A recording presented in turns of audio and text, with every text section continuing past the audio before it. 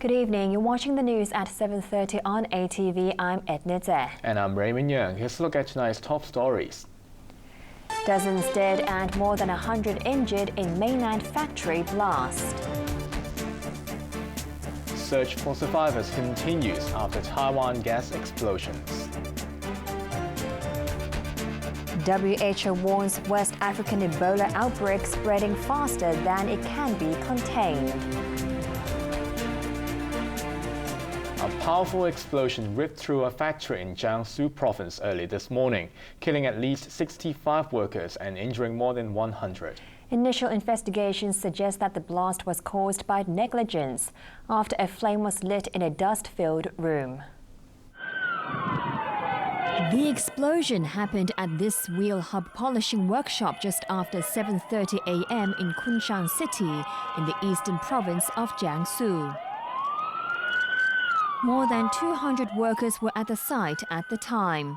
Some workers managed to escape from the blast, but many of them appeared badly burnt.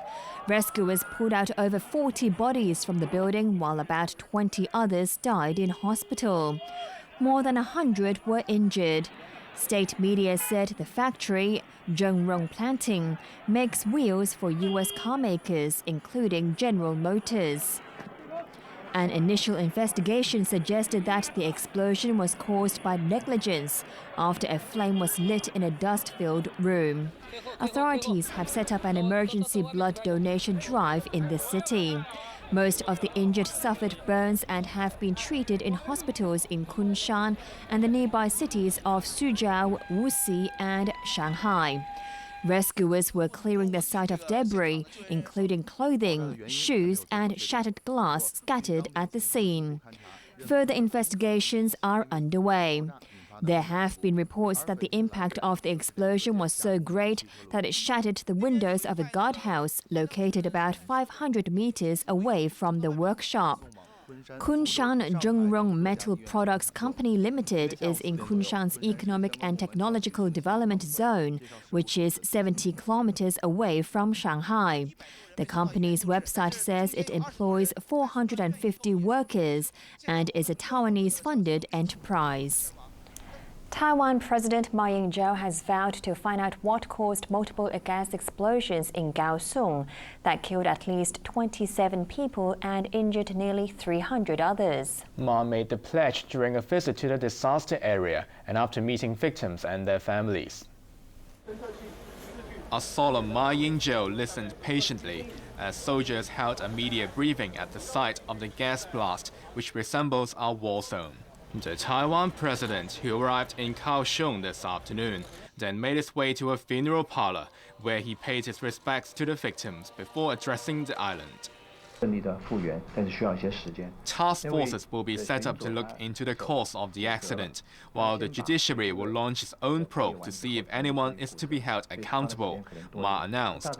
He also stressed the importance of preventing similar tragedies in the future, although he admitted it's unavoidable for gas pipelines to go through residential areas. More than a day has passed since the deadly underground gas explosions shook Taiwan's second-largest city, but firemen and soldiers were not giving up hope as they raced against time to find survivors buried in the rubble. But so far, rescuers only discovered more bodies at the scene.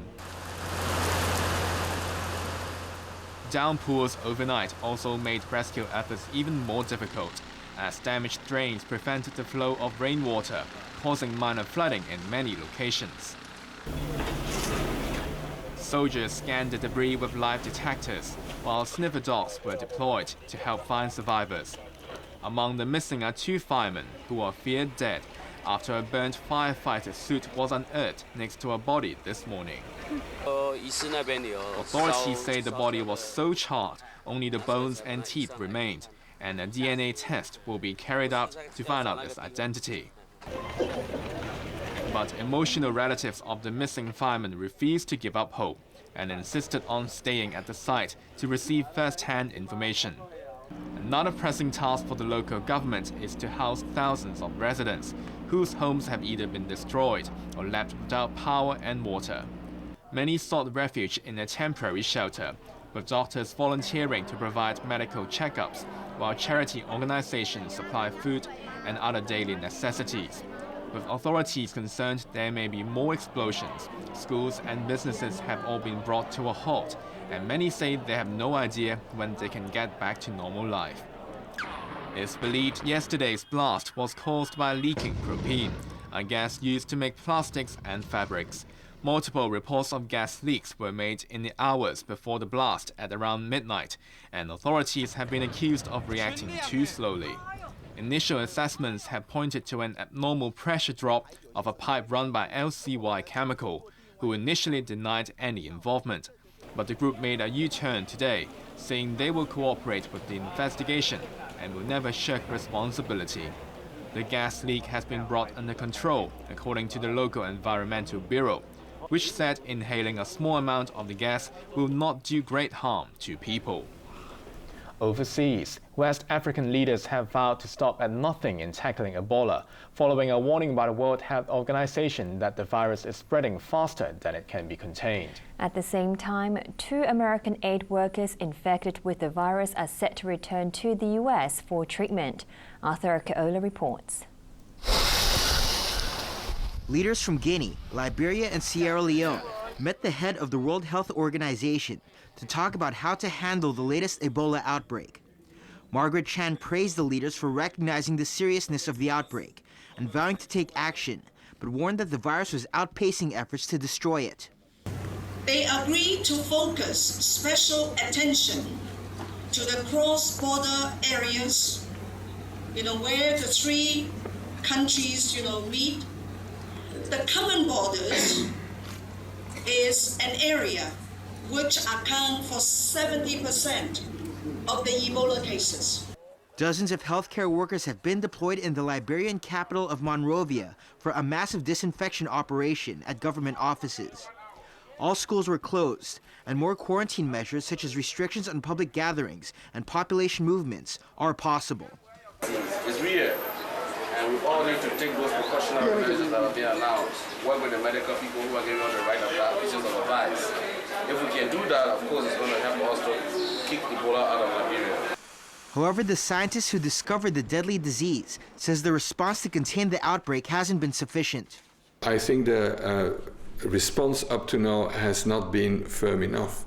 And we should see also that this is happening against the background of countries that are very poor, that have gone through civil war, decades of civil war sometimes, where there is a distrust in health services, in authorities, and that makes it particularly difficult to control this epidemic. The highly infectious disease requires rigorous precautions to stop it spreading. More than 60 medical workers have lost their lives, hampering efforts to tackle the outbreak. Meanwhile, preparations are underway at a U.S. hospital to receive 2 American aid workers who were infected with the virus in Liberia. We have a special containment unit which has been developed with the assistance of the subject experts at the Centers for Disease Control and Prevention. And together with them, we have developed a unit which can safely care for a patient with a serious communicable disease, delivering the highest level of care required, including intensive care unit. The U.S. has pulled hundreds of aid workers out of the region due to the infections. Arthur Rikiola, ATV News. Here in Hong Kong, Health Chief Yeung Man says getting travelers from West Africa to fill out health declaration forms is not feasible. Instead, the government will hand out leaflets to passport holders from countries in that region, telling them what to do if they develop Ebola symptoms. The recent outbreak of the Ebola virus in West Africa has already claimed more than 700 lives, prompting health authorities here to be on high alert and warnings of possible cases in the city. Health Chief Yeung Man says the government will hand out advice to holders of passports from Guinea, Liberia and Sierra Leone upon arrival. Essentially, the advice would direct them to present themselves to the Port Health Office if they have any symptoms on the point of arrival. And if they do not have any symptom at that time, then the advice would also let them know what to do if they subsequently develop the symptoms. But Ko said it will not be feasible to require travellers arriving from the 3 affected countries to fill in health declaration forms, since there are no direct flights from West Africa. He added that the websites of the Security Bureau and Centre for Health Protection will have messages warning people to avoid any unnecessary journeys to the affected countries. Meanwhile, an infectious disease expert believes the chances of a full-scale outbreak in Hong Kong are low, and the hospital authority is prepared to handle any cases that surface here. We have to get ourselves prepared and be vigilant about the possibility for importation of such an infected individual. Ho urged authorities to be on the alert for travellers from the 3 countries because the incubation period for the disease can be up to 21 days, and it's likely an infected person may not have any symptoms when they travel out of the country. Because the incubation period after exposure to somebody who is infected by the virus to onset of symptoms can be very long. Ho also reminded the public not to travel to the 3 affected countries. The Anti-Occupy Central campaign entered its 3rd week today with the launch of a website. The organizers celebrated with a bus tour and called on people to join their protest on the 17th of this month. ATV's Yeung reports. The Alliance for Peace and Democracy officially launched the online version of their signature campaign today, 15 days after setting up booths on the streets. This morning, members of the Alliance, along with representatives from North District Council, boarded a bus to mark the event. They hung banners with anti-Occupy Central slogans and called on people to sign their petition. The bus started off at Fanling and drove past booths in Shangshui, where the riders got off to mingle with supporters. According to the organizers, over 1 million signatures have been collected over the past 2 weeks. The website also managed to obtain about 8,500 signatures since its launch at midnight last night. The petition ends on the 17th, the day the organizers have planned a street protest.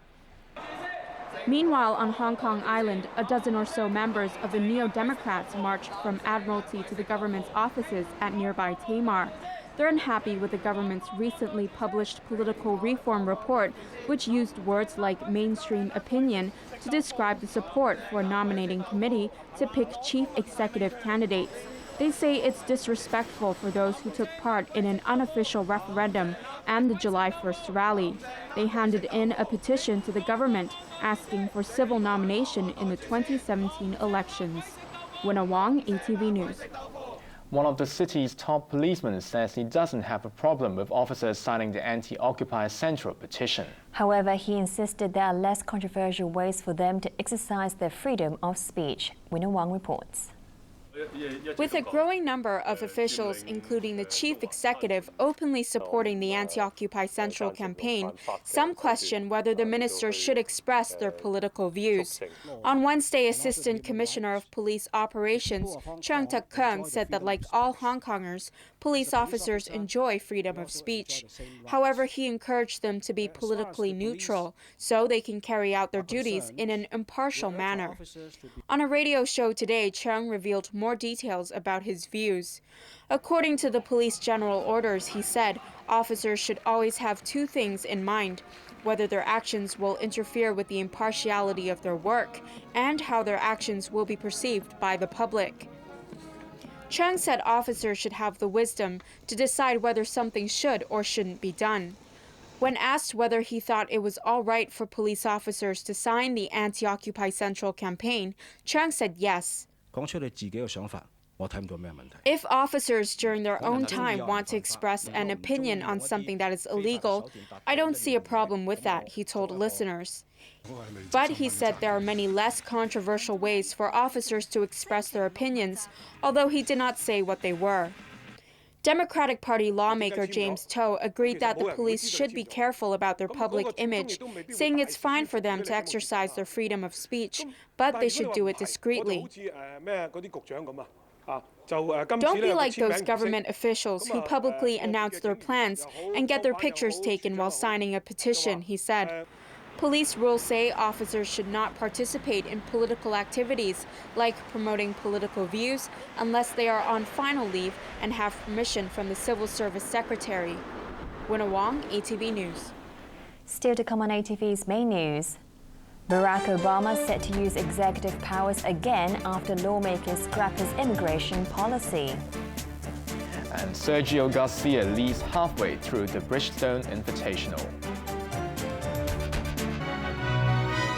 What makes a bronze disc so special? Die Mitschnitte von Nebra öffnen uns ein Fenster in eine Zeit, aus der wir sehr wenig wissen.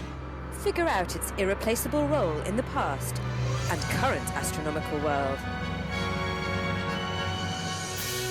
Documentary World, Cosmic Front, the Nebra Sky Disk, Mysterious Astronomical Device. Tonight at 9.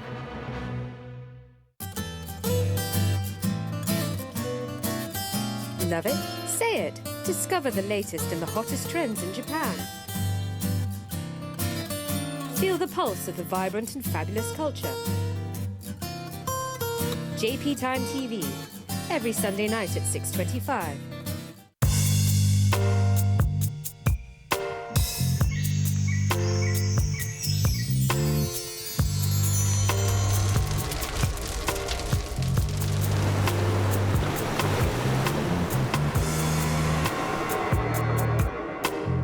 Elemental Evolution, ATV Miss Asia Pageant 2014 is now inviting applications.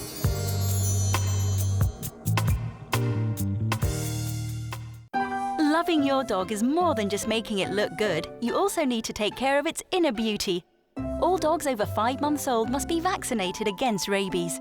They have to be licensed and microchipped so they can be easily identified in case they get lost. Remember to revaccinate them and renew their licenses every 3 years.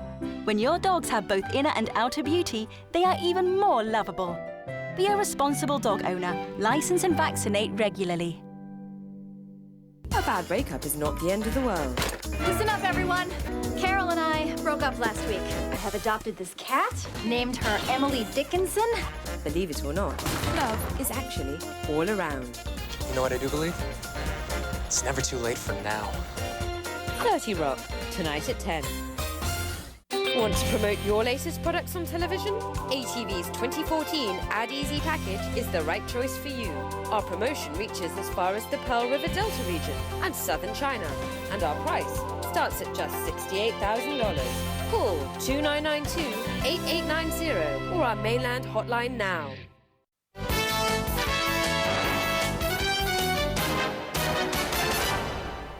Over 1 million illegal cigarettes were seized this morning after customs officers stopped a vehicle at Lok Ma Chau. The cigarettes are said to be worth around $2.5 million, and Yeung reports. At around 2 o'clock this morning, customs officers at Lok Ma Chau control point stopped a vehicle which was supposed to be carrying 688 boxes of DVD players. But hidden among the boxes of goods inside were 1.3 million cigarettes in 82 cartons worth $2.5 million. We will arrange the cigarette to be examined by the trademark owner. According to their reports, usually 40% of the cigarettes are counterfeit. The 38-year-old mainland driver was arrested. Wan said smugglers tend to sort the boxes of cigarettes in batches according to what the buyer wants. In the packing level, the telephone ordering activity is the most predominant. They send the flyers to the buyers usually the densely populated housing estate. The citizen got the flyer and they see the number, they will make a call. And then someone will send the illicit cigarette to the buyers. Smuggling is a serious offense with a maximum fine of $2 million and up to 7 years imprisonment. Ann Chang, ATV News.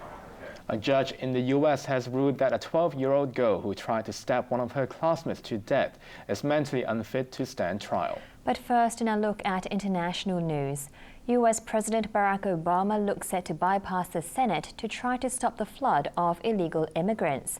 Arthur Urquiola reports. Vote the yeas are 223. The nays Republican lawmakers in the House of Representatives voted 223 to 189 to crack down on immigrants from Central America who've been pouring across the border. The House also voted to reverse President Barack Obama's policy of suspending the deportation of undocumented residents so he might bypass lawmakers to get what he wants. In circumstances where even basic common sense, plain vanilla legislation can't pass because House Republicans consider it somehow a compromise of their principles or giving Obama a victory, then we've got to take action. Otherwise, we're not going to be making progress on the things that the American people care about. Obama is expected to issue a series of executive orders by the end of the summer. He also said a soon-to-be-released Senate report slams the CIA's treatment of prisoners following the 11th of September 2001 terrorist attacks. In the immediate aftermath of 9/11, we did some things that were wrong. We did a whole lot of things that were right, but we tortured some folks. Make this all stop. We did some things that were contrary to our values. Torture is illegal under U.S. law, but it's unlikely anyone will go to court following Obama's admission. A judge in the U.S. state of Wisconsin has ruled that a 12-year-old girl is mentally incompetent to stand trial for intentional homicide charges after she was analyzed by a psychologist. She claimed she could see fictional beings like unicorns and characters from the Harry Potter series. In May, the girl and her friend lured a third classmate to a wooded area and stabbed her 19 times to prove their loyalty to Slender Man, a dark fictional character originating from an online text which went viral. The wounded girl was found alive and taken to hospital and has since been released. 35 people were injured in southern Germany when a passenger train and a freight train collided. 4 people suffered critical injuries, but no one was killed. Officials said the 2 trains collided at the train station in the city of Mannheim. 2 carriages of the passenger train derailed in the crash. The carriages were carrying 110 people, although most of the injured were said to have suffered cuts and scrapes. Arthur Urquiola, ATV News. Time now for sports with Bo Lang. So what do you have for us tonight, Bo? Well, Real Madrid are preparing for their friendly against Manchester United. But first in tennis, Richard Gasquet is through to the last 4 of the Washington Open. Frenchman Richard Gasquet had little trouble against Kei Nishikori of Japan, clinching the first set 6-1. Game Gasquet. The 6th seed won the second set 6-2, taking the match to advance into the semi-finals. Game, set and match. Gasquet will meet either Vasek Pospisil or Santiago Giraldo, whose game was suspended due to rain. Giraldo won the first set 7-6, while Canadian Pospisil took the second 6-3 before the match was called off. Second seed Milos Raonic, also from Canada, made it through to the last 4 after beating American Steve Johnson. Raonic clinched a straight sets victory in 79 minutes and will next play Donald Yeung. Yeung booked a place in the next round after winning 3-6, 7-6, 6-2 against Kevin Anderson. In golf, Sergio Garcia has taken a 3-shot lead after the second round of the WGC Bridgestone Invitational in Ohio. The Spaniard reeled off 8 birdies on the back 9 for a total of 11 under 129. Englishman Justin Rose putted a couple of birdies and sits in second place with an 8 under 132. British Open winner Rory McIlroy is a stroke behind at the halfway stage. Former world #1 Tiger Woods had a mix of bogeys and birdies and is 10 shots adrift. Football fans in America cheered on Real Madrid and Manchester United as both clubs prepare for their friendly match in Michigan. The game at Michigan Stadium will be played in front of more than 100,000 spectators and will be the biggest crowd for a football match in US history. I think it's great, and I think it's getting better. And teams like United and Madrid coming on tour to the States is going to help grow the game so much. Real Madrid said star player Cristiano Ronaldo won't be facing his former club because he's not yet match fit, while new United boss Louis van Gaal will get the opportunity to check out the quality of his team against the European champions before the new season. A look at the weather before we go. There was plenty of sunshine today. Temperatures range from 26.1 to 32.8 degrees, while the relative humidity was between 65 and 90%. Winds were moderate west to southwesterly. Let's check on the ultraviolet reading. The maximum recorded for the day was 10. Tomorrow's UV index will be about 10 as well. Now for a look at the weather in the region. A short while ago, Tropical Storm Nakri was centered about 320 kilometers northeast of Shanghai. It's forecast to move north at about 12 kilometers per hour across the Yellow Sea. Meanwhile, severe Typhoon Halong was centered about 1,550 kilometers east of Manila and is expected to move northwest slowly in the general direction of the seas east of the Philippines. And now the satellite images. It's mainly fine over the coast of southern China. Here's what we can expect over the next few days. It'll be mainly fine tomorrow, but expect a few isolated showers. Temperatures will range from 28 to 32 degrees. More of the same conditions in the following couple of days. Here are the latest pollution readings under the Air Quality Health Index. General stations are at 526, meaning the health risk is moderate. Roadside levels are at 6. Finally, here's the weather around the world.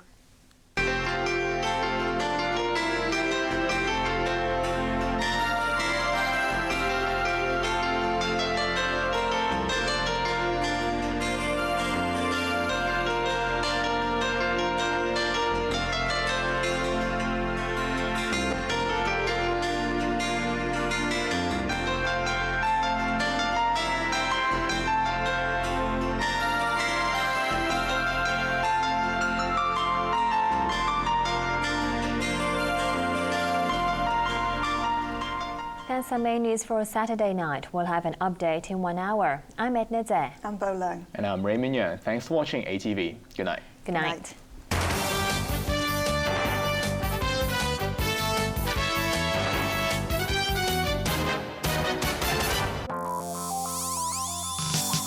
Coming up, global energy.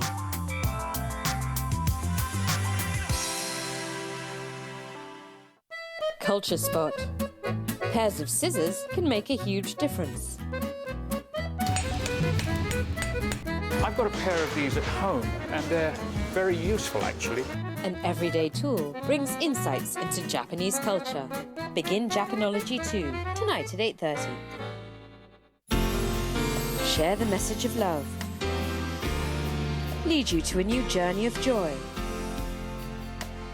Open your heart to discover the real meaning of life.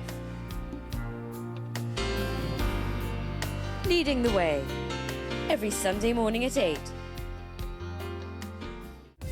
Hot topics of our time.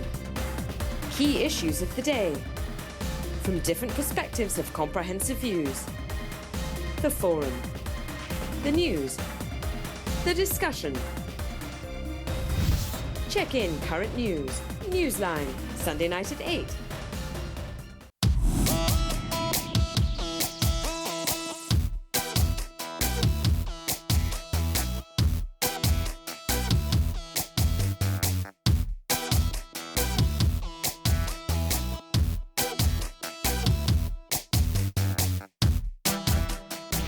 Mr. Asia Craze, rocking the world.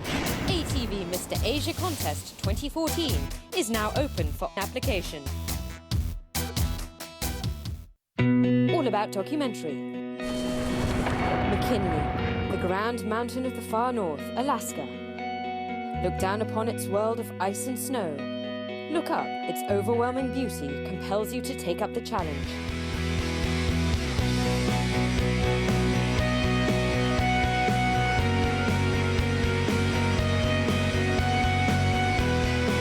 decorate summits.